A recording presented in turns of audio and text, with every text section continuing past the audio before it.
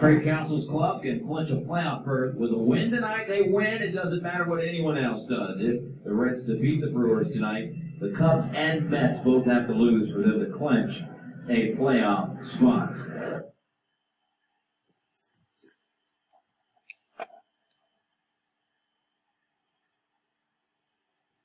So the Brewers have them loaded in the first inning. That sets it up for Ryan Braun. And against the Reds, 27 home runs at Great American Ballpark, most by any visiting player. Franchise leading 7 grand slams, and he sends this one high and deep to right center, and it is way out of here.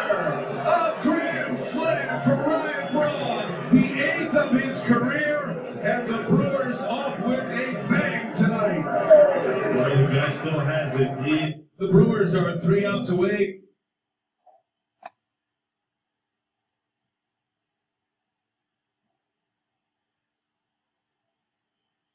It's away from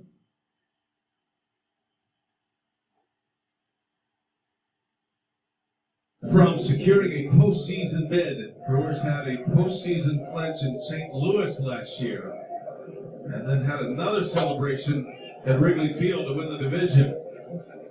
This time around, it's going to be Cincinnati.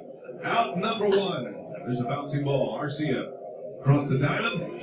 1 out remaining. 1 out remaining. To pop some champagne. Guerra deals. And a bouncing ball. This is Spangenberg. And there it is! The Brewers will punch a ticket to the postseason for the 2nd consecutive year. For the first time in 37 years, the Brewers are going to the playoffs in back-to-back seasons.